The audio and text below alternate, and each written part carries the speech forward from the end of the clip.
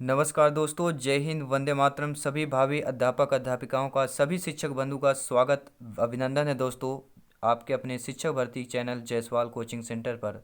दोस्तों, आपको पता है इन्वायरमेंट यानी पर्यावरण का प्रैक्टिस सेट चल रहा है। आपको यह प्रैक्टिस सेट नंबर 4 है दोस्तों। आपको पता है 30 महत्वपूर्ण प्रश्न आपके सिलेबस एग्जाम पैटर्न पर रहेंगे और इसी तरह आपके एग्जाम में प्रश्न आएंगे। तो बेहतर तैयारी करने के लिए वीडियो को अंत तक जरूर देखिए दोस्तों।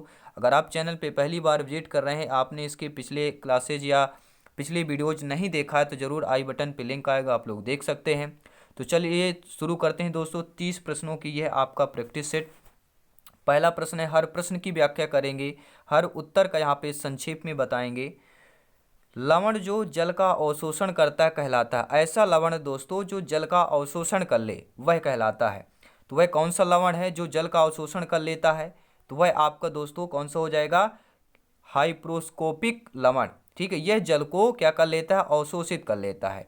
और हाइपोस्कोपिक लवण की प्रमुख विशेषता क्या होती है? यह अपने आसपास उपस्थित जल के अणुओं को अपनी तरह आकर्षित करके उनका अवशोषण कर लेता है। ठीक है दोस्तों, चलिए देखते हैं दूसरा प्रश्न क्या पूछा जा रहा है। स्क्रीन पर आ चुका है प्रश्न, और प्रश्न में पूछा गया कि पारिस्थितिक तंत्र एवं प्राकृतिक अधिवासों का संरक्षण तथा उनके प्राकृतिक वातावरणों में प्रजातियों का जीवनक्षम जनसंख्या का रख रखाव एवं प्रतिपादन के लिए प्रयुक्त पद कौन सा होगा? तो महत्वपूर्ण प्रश्न है दोस्तों, डिटेल के साथ जानेंगे। हर प्रश्न की व्याख्या होगी, हर तरह के प्रश्न आपको यहाँ पर मिलेंगे। तो प्रश्न यह दोस्तों, पारिस्थितिक तंत्र की बात की गई है एवं प्राकृतिक अधिवासों की बात की गई है और इनका संरक्षण, उनके प्राकृतिक वातावरण में प्रजातियों का जो होता है जीवनक्षम जनसंख्या होती है उसके रख रखाव एवं प्रतिपादन के लिए प्रयुक्त जो पद होता है दोस्तों, वह आपका कहलाएगा अपस्थानीय संरक्षण। कौन सा संरक्षण कहलाएगा? अपस्थानीय संरक्षण कहलाएगा। और ये चीज है क्या दोस्तों? अपस्थानीय संरक्षण के अंतर्गत जो होता है पारिस्थितिक तंत्र एवं प्राकृतिक अधिवासों का संरक्षण तथा उनके प्राकृतिक वातावरण में प्रजातियों का जीवनक्षम जनसंख्या का रखरखाव एवं प्रतिप्राप्त किया जाता है। सभी प्रश्न आपके एनसीईआरटी पैटर्न पर हैं और आपको पता है एनसीईआरटी से ही प्रश्न आपके आने हैं इस बार आपके टीटी एग्जाम में। प्रश्न देख लेते हैं, अगला क्या पूछा जा रहा है। सामुद्रिक कछुओं को जीवंत जीवाश्म कहा जाता है क्योंकि वे 150 मिलियन वर्षों से अधिक समय से पृथ्वी में उपस्थित हैं। तो भारतीय उपमहाद्वीप के जल भागों में पाए जाने वाले 5 प्रजातियों के समुद्री कच्छप में सबसे अधिक संख्या किसकी है? ठीक है, भारतीय उपमहाद्वीप के जल भागों में पाए जाने 5 प्रजातियों, ठीक है, जो 5 प्रजातियां हैं उनके समुद्री कच्छप में सबसे अधिक संख्या किसकी है? तो उनकी जो संख्या सबसे अधिक है वह आपके ऑलिव रिडले। तीसरा ऑप्शन सही हो जाएगा। साइंस का बेहतरीन प्रश्न है दोस्तों और ऐसे प्रश्न एग्जाम में पूछे जाते हैं। भारतीय उपमहाद्वीपों के जल भागों में पाए जाने वाले 5 प्रजातियों के समुद्री जो कच्छप होते हैं, जिसे हम ठीक है सी टर्टल बोलते हैं, इनमें सबसे अधिक संख्या ओलिव किसके होती है? रिडले की प्रजाति की होती है। तो ये नोट कर लें, ओलिव रिडले, ये नाम आपको याद रखना है। अगला प्रश्न देख लेते हैं दोस्तों। विश्व ऊष्मयान के लिए निम्न में से कौन सा एक कारक है?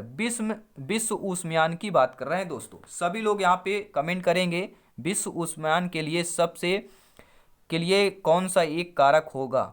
पेड़ पौधे से निकली गैसें, वाहनों से निकली गैसें, भट्टियों से निकली गर्म हवा या रसोई गैस। ये 30 मिनट आपको बहुत इंपॉर्टेंट है 30 प्रश्नों के साथ।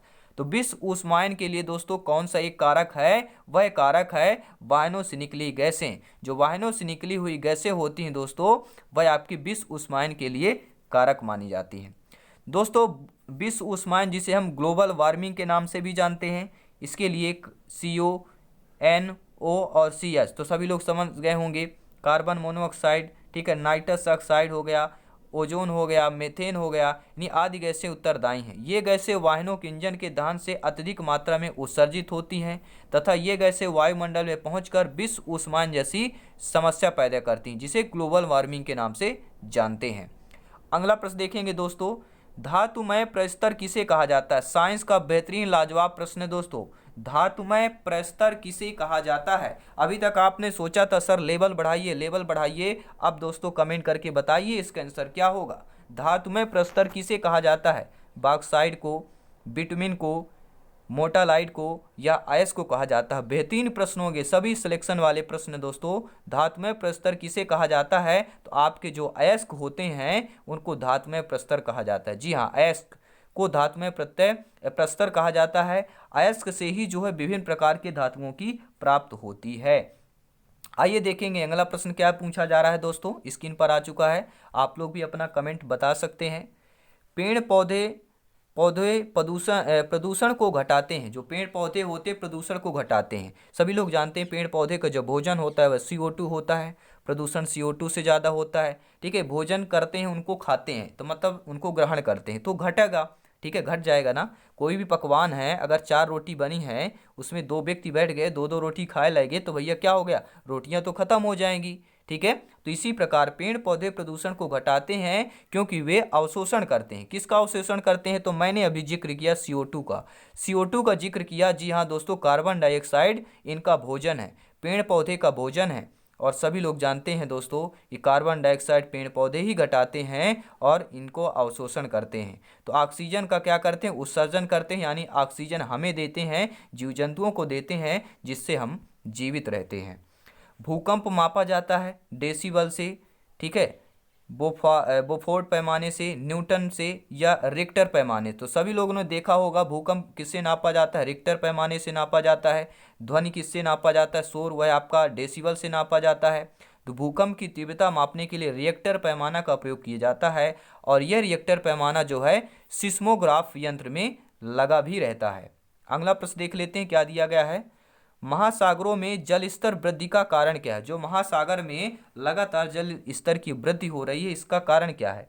अत्यधिक वर्षा है, ध्रुवीय देश में बर्फ का पिघलना है, अम्ल वर्षा है, या उपरोक्त में से कोई नहीं। तो महासागर में जल के स्तर की वृद्धि के कारण एकमात्र ही आपका उत्तर होगा वह ध्रुवीय प्रदेश में बर्फ का पिघलना। CO2 बढ़ रहा है, गर्मी बढ़ रही है ज़्यादातर, इसलिए बर्फ पिघल रहे हैं आपके ध्रुवीय प्रदेश से, जिससे महासागरों में जल स्तर की वृद्धि हो रही है। अगला प्रश्न देखेंगे क्या दिया गया, स्क्रीन पर प्रश्न दिया गया है। वातावरण में अत्यधिक हानिकारक सल्फर मिश्रित गैस कौन सी है? सभी लोग कमेंट करेंगे। वातावरण में अत्यधिक हानिकारक सल्फर मिश्रित गैस कौन सी है? तो ऑप्शन नंबर 4 आपका सही हो जाएगा, ऐसो हो जाएगा। जी हाँ दोस्तों, वातावरण में अत्यधिक हानिकारक सल्फर गैस ऑक्साइड के रूप में मिलती है। ठीक है, और यह गैस जो है सल्फर डाइऑक्साइड यानी कि SO2 के रूप में। डाइऑक्साइड मतलब कि 2 ऑक्साइड मिले हुए हैं, सल्फर में 2 ऑक्साइड तो SO2 हो गया। ठीक है, तो SO2 जो है आपका अत्यधिक हानिकारक सल्फर गैस जो होता है, वातावरण में अत्यधिक हानिकारक सल्फर मिश्रित गैस आपका SO2 होगा, यानी कि 4th ऑप्शन आपका सही हो जाएगा। चलिए देख लेते हैं अगला प्रश्न दिया गया, स्क्रीन पर दिया गया प्रश्न। वायु प्रदूषण को कम किया जा सकता है। दोस्तों जो वायु प्रदूषण है इसको मछलियों द्वारा कम किया जा सकता है, वृक्षों द्वारा, जंतुओं द्वारा, सूर्य के प्रकाश के द्वारा। तो बहुत ही सिंपल साधारण प्रश्न था, सभी लोग जानते हैं वायु प्रदूषण को वृक्षों के द्वारा कम किया जा सकता है। ठीक है, तो बी ऑप्शन सही हो जाएगा। आपको पता है कार्बन डाइऑक्साइड CO2 गैस के उत्सर्जन से वायु प्रदूषण में वृद्धि होती है। ठीक है, और इस वृद्धि को वनीकरण यानी वृक्षारोपण के द्वारा रोका जा सकता है, क्योंकि वृक्ष कार्बन डाइऑक्साइड यानी CO2 का अवशोषण करते हैं तथा ऑक्सीजन का उत्सर्जन करते हैं। तो आप लोग समझ गए होंगे। अगला प्रश्न देख लेते हैं। सभी मेरे प्यारे मित्र, सभी लोग, आप लोग भावी अध्यापक अध्यापिकाएं, वीडियो को लाइक शेयर करते रहेंगे, एक छोटा सा प्यारा सा भी कमेंट करके फीडबैक जरूर दीजिएगा। आइए देखते हैं अगला प्रश्न। विश्व पर्यावरण दिवस मनाया जाता है, कब मनाया जाता है? लगभग सभी लोग जानते हैं 5 जून को आपका विश्व पर्यावरण दिवस मनाया जाता है दोस्तों, क्योंकि इसी दिन पर्यावरण के मुद्दे पर सर्वप्रथम बैठक कब हुई थी? 1972 में स्कॉटलैंड में आयोजित की गई थी। अगर आपने ये तो जानते हैं, पर ठीक है, विश्व पर्यावरण जागरूकता दिवस कब मनाया जाता है? 5 जून को मनाया जाता है। लेकिन यह सर्वप्रथम अगर पूछ लिया गया कि पर्यावरण के मुद्दे पर बैठक कब हुई थी, तो सन 1972 में स्कॉटलैंड में बैठक हुई थी। ये आपका नोट करने लायक है, नोट्स भी बनाते चले, नहीं तो टेलीग्राम में ज्वाइन जरूर कर लीजिएगा, सब कुछ आपको वहाँ पर मिलेगा। आइए देखेंगे अगला प्रश्न। दोस्तों सूर्य के हानिकारक किरणों से पृथ्वी को कौन सा स्तर सुरक्षित रखता है? तो हानिकारी जो सूर्य के हानिकारक पराबैंगनी किरणें होती हैं, ठीक है, ये आपका सूर्य हो गया, ठीक है, और ये पृथ्वी है, यहाँ पे पराबैंगनी किरणें आपके आती हैं। लेकिन एक यहाँ पे एक लेयर पाई जाती है, परत पाई जाती है जो सुरक्षित रखती है, लगभग 94% किरण को अवशोषित करती है। इसके बाद जो है थोड़ा बहुत आपको यहाँ पे आ पाती है। तो यहाँ पे छन जाता है, अवशोषित कर लेती है। बहुत ज़्यादा हमें क्या है, हमको जीवों को रक्षा करने के लिए यहाँ पे होती है। तो कौन से यहाँ पे वह सुरक्षित ओजोन परत है, आयन मंडल है, क्षोभ मंडल है, चुंबक मंडल है, कौन सा मंडल है? तो सभी लोग जानते हैं ओजोन स्तर है। ठीक है, ओजोन मंडल कहलाता है आपका, जो सूर्य से आने वाली हानिकारक पराबैंगनी किरणों को अवशोषित कर लेती है और पृथ्वी से आने से रोकती है। आइए देखेंगे अगला प्रश्न क्या दिया गया दोस्तों। प्रश्न यह है, किसी जगह के, जी हाँ दोस्तों, किसी जगह के फ्लोरा और फना सूचित करता है। जी हाँ, किसी जगह पर फ्लोरा और जो फना होते हैं वह किसका सूचना करते हैं, किसका सूचक करते हैं? ठीक है, किसका करते हैं? सभी लोग कमेंट करेंगे यहाँ पर। सभी लोग, सब, हर एक भाई बहन, प्रत्येक शिक्षक बंधु का यहाँ पे कमेंट आना चाहिए कि किसी जगह के फ्लोरा और फना सूचित करता है दोस्तों। तो क्या सूचित करता है? पेड़ पौधे एवं जंतुओं को सूचित करता है। कैसे सूचित करता है दोस्तों? सभी लोग जानते हैं फ्लोरा और फना पेड़ पौधे और जंतुओं की उपस्थिति को इंगित करती हैं। तो वनस्पति विज्ञान में जो है अंग्रेजी शब्द फ्लोरा के दो अर्थ होते हैं। एक होता है वनस्पति को आमतौर पर किसी विशेष क्षेत्र में प्राकृतिक रूप से उत्पन्न हुई वनस्पति या स्थानीय वनस्पति के वर्णन के लिए संदर्भित किया जाता है, जबकि फ्लोरा जो है, फ्लोरा पुस्तक या अन्य कार्य जिसमें वनस्पतियों और पौधे के रेखा चित्र के साथ विभिन्न प्रकार के पौधों की पहचान और विवरण होते हैं, उनके लिए संदर्भित किए जाते हैं। इसलिए दोस्तों वनस्पति के अध्ययन के साथ वनस्पति को तैयार करना फ्लोरिस्टिक्स कहलाता है। तो आप लोग समझ गए होंगे। अगला प्रश्न देख लेते हैं क्या दिया गया। प्रश्न आ चुका है, स्क्रीन पर है प्रश्न। परिस्थितिक तंत्र का उदाहरण सभी लोग को बताना है कि परिस्थितिक तंत्र का उदाहरण क्या होगा। तालाब होगा, वायु होगा, जल होगा, मृदा होगा। तो यह बहुत बार शिक्षक भर्ती पूछा जाता है, आपको पता है। सभी प्रश्न आपके एनसीईआरटी का निचोड़ है। एनसीईआरटी के पैटर्न पर सभी प्रश्न लाए गए हैं। सभी प्रश्न प्रैक्टिस सेट के बेहतरीन लाजवाब हैं। सभी लोग जानते हैं परिस्थितिक तंत्र का उदाहरण तालाब एक बेहतरीन उदाहरण होगा, क्योंकि तालाब एक प्रकार का परिस्थितिक तंत्र का उदाहरण है, क्योंकि तालाब में जैव अजैव तत्वों के साथ साथ जीव जंतु तथा पेड़ पौधे की उपस्थित होती है, सभी की उपस्थित होती है, इसलिए इसको क्या कहा जाता है? पारिस्थितिकी तंत्र कहा जाता है। आइए देख लेते हैं अगला प्रश्न क्या दिया गया है दोस्तों। प्रश्न स्क्रीन पर आ चुका है आपके। कौन जीवी कारक नहीं है? जंतु, पेड़ पौधे, सूक्ष्म जीव, प्रस्तर। तो सभी लोग जानते हैं सूक्ष्म जीव, पेड़ पौधे, जंतु ये आपके जीवी कारक कहलाते हैं। इनमें जीव होता है, जीव दौड़ता है, लेकिन प्रस्तर की बात करें तो ये आपका जीवी कारक नहीं है दोस्तों। प्रस्तर एक अजैव कारक है, जबकि पेड़ पौधे, जंतु, सूक्ष्म जीव ये सभी जैविक कारक हैं। आइए अगला प्रश्न देख लेते हैं क्या दिया गया स्क्रीन पर। अधिकतर पेड़ पौधे पाए जाते हैं जल मंडल में, स्थल मंडल में, वायुमंडल में, प्रकाश मंडल में। तो सभी लोग जानते हैं जो अधिकतर पेड़ पौधे कहाँ पर पाए जाते हैं, तो आपके स्थल मंडल में पाए जाते हैं, धरती पर पाए जाते हैं, पृथ्वी पर पाए जाते हैं। तो अधिकतर पेड़ पौधे पृथ्वी के किस हिस्से में पाए जाते हैं? तो स्थल मंडल में पाए जाते हैं दोस्तों, क्योंकि आप लोग जानते हैं कि सभी तत्व आसानी से पेड़ पौधे द्वारा प्राप्त किए जा सकते हैं, जो उनके वृद्धि एवं विकास के लिए आवश्यक है, स्थल मंडल से ही प्राप्त किए जा सकते हैं।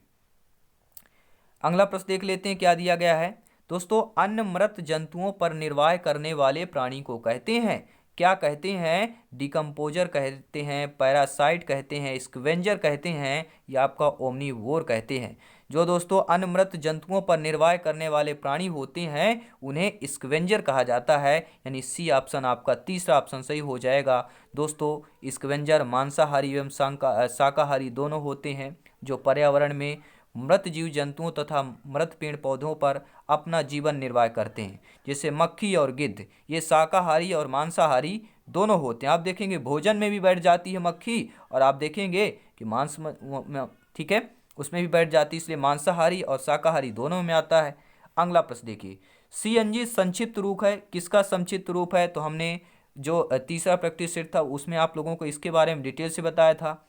ठीक है, क्या बताया था? कंप्रेस्ड जो नेचुरल गैस का, ठीक है, सीएनजी संक्षिप्त रूप है। दबित प्राकृतिक गैस जिसे बोला जाता है, और ये सभी लोग जानते हैं दोस्तों, इस गैस के वाहनों में प्रयोग करने से 250 किलोग्राम वर्ग सेंटीमीटर तक दबाया जा सकता है।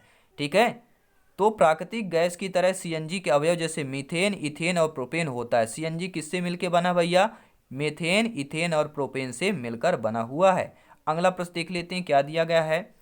निम्न में से कौन जो है विश्व उष्मायान का कारण है? विश्व उष्मायान का मृदा प्रदूषण है, जल प्रदूषण है, वायु प्रदूषण है, ध्वनि प्रदूषण है। हमने पिछले क्वेश्चन एक उष्मायान से संबंधित किया था, लेकिन थोड़ा वो डिफरेंट टाइप था, यह डिफरेंट टाइप पूछा गया है। ठीक है, तो विश्व उष्मायन का कारण क्या है? आपका वायु प्रदूषण होगा। तीसरा ऑप्शन सही हो जाएगा, क्योंकि जिसमें अवांछनीय गैस अत्यधिक मात्रा में वायुमंडल में जमा हो जाती है तथा सूर्य से आने वाली किरणों को पुनः वापस नहीं जाने दिया देते, परिणाम स्वरूप सूर्य द्वारा प्रदान जो ऊष्मीय यहीं पर बनी रहती है तथा पृथ्वी के तापमान को बढ़ाने में सहायता करती है। इसलिए वैश्विक ऊष्मान यानी कि ग्लोबल वार्मिंग समस्या पैदा होती है।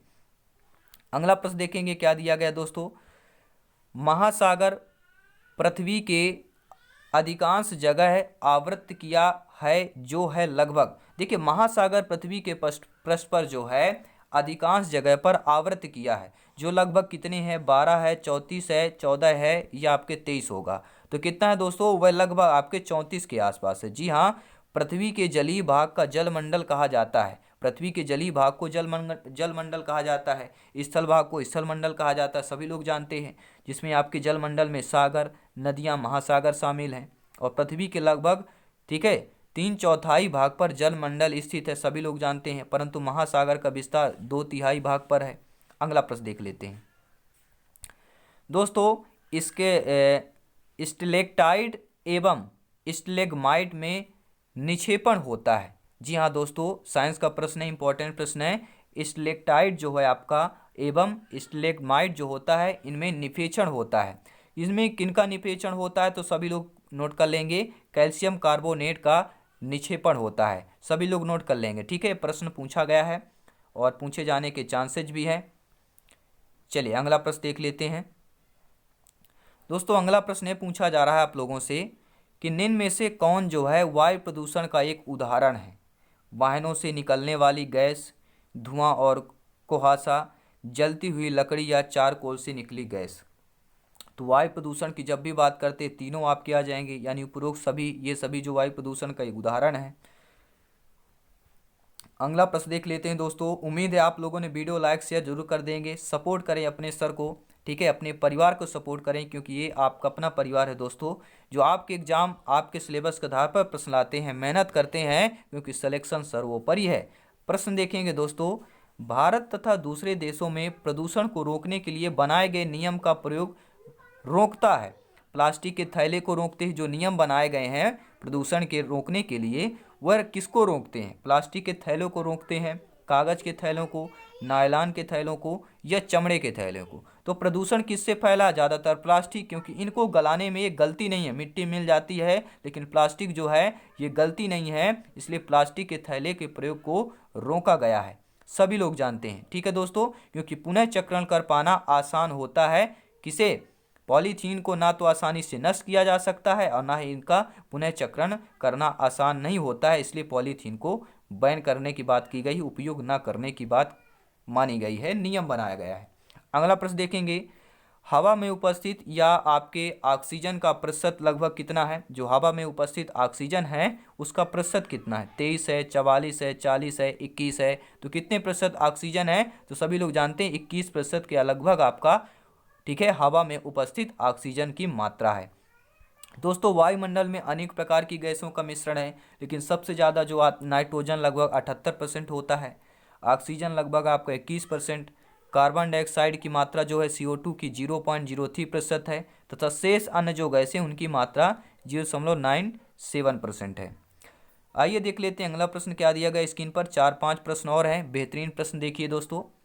परम तापमान पैमाना कौन सा है? जो परम तापमान पैमाना होता है उसे फारेनहाइट बोलते हैं, सेल्सियस बोलते हैं, केल्विन बोलते हैं, या इन सभी को बोला जाता है? तो परम तापमान पैमाना सभी लोग जानते हैं केल्विन को बोला जाता है। ठीक है, केल्विन जो होता है यह परम ताप पैमाना बोला जाता है। ठीक है, अगला प्रश्न देख लेते हैं क्या दिया गया है दोस्तों। अगला प्रश्न यह है, प्रकाश संश्लेषण संपादित होता है। जो आपका प्रकाश संश्लेषण है वह सभी जंतुओं एवं पौधे के द्वारा होता है, सभी पौधे के द्वारा होता है, सभी हरे पौधे के द्वारा या वायरसों के द्वारा। तो प्रकाश संश्लेषण किससे संपादित होता है? जितने भी आपके सभी हरे पौधे हैं, इन सभी हरे पौधों से आपका प्रकाश संश्लेषण जो है संपादित होता है। तो आपका तीसरा ऑप्शन सही हो जाएगा, क्योंकि आप लोग दोस्तों जानते हैं कि सजीव कोशिकाएं के द्वारा प्रकाशीय ऊर्जा को रासायनिक ऊर्जा में परिवर्तित करने की क्रिया को प्रकाश संश्लेषण कहते हैं। और प्रकाश संश्लेषण वह क्रिया है जिसमें पौधे अपने हरे रंग वाले अंग जैसे पत्ते द्वारा सूर्य के प्रकाश की उपस्थिति में वायु से कार्बन डाइऑक्साइड तथा भूमि से जल लेकर जटिल कार्बनिक खाद्य पदार्थों जैसे आपका कार्बोहाइड्रेट का निर्माण करते हैं तथा ऑक्सीजन बाहर निकालते हैं। तो आप लोग समझ गए होंगे। अगला प्रश्न देख लेते हैं। स्क्रीन पर आ चुका है, वीडियो को लाइक करते रहें। ध्वनि या ध्वनि प्रदूषण मापा जाता है। ध्वनि प्रदूषण या ध्वनि को किससे मापा जाता है? डेसी में, फान में नापा जाता है, डेसिबल में नापा जाता है या डेसीमल में नापा जाता है? तो दो में कन्फ्यूजन होता है, डेसिबल डेसीमल, इनमें बहुत ज़्यादा कन्फ्यूजन होता है। सभी बच्चे जितने में इनमें ज़्यादातर गलती करते हैं।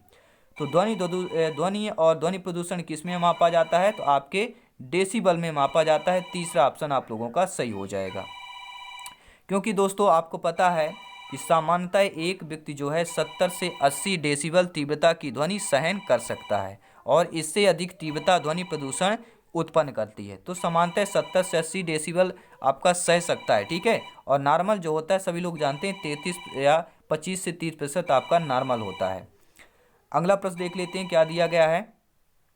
निम्न में से कौन सी जो है अंतर्राष्ट्रीय संख्या पूरे विश्व में पर्यावरण सुरक्षा की देखभाल करती है? जी हाँ दोस्तों, इनमें से ऐसी कौन सी अंतर्राष्ट्रीय संख्या है जो आपके पूरे विश्व में पर्यावरण सुरक्षा की देखभाल करती है? तो वह संस्था आपकी कौन सी है? देखिए यहाँ पे संख्या नहीं, यहाँ पे आपका संस्था लिखा हुआ है, ठीक है। ठीक है, अंतर्राष्ट्रीय संस्था जो है आपके पूरे विश्व में पर्यावरण सुरक्षा की देखभाल करती है। WHO करती है, WWF, पेटा या आपकी UN करती है। तो कौन सी वह अंतर्राष्ट्रीय संस्था है जो आपके पर्यावरण सुरक्षा की देखभाल करती है? तो वह आपकी पेटा है, ठीक है। पेटा एक ऐसी अंतर्राष्ट्रीय आपकी संस्था है जो पूरे विश्व में पर्यावरण की सुरक्षा की देखभाल करती है।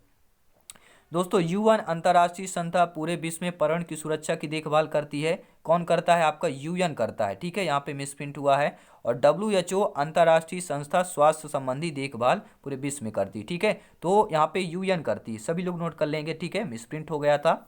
तो UN जो है दोस्तों अंतर्राष्ट्रीय संस्था पूरे विश्व में पर्यावरण की सुरक्षा का देखभाल करती है और WHO जो है आपके अंतर्राष्ट्रीय संस्था स्वास्थ्य संबंधी देखभाल पूरे विश्व का करता है।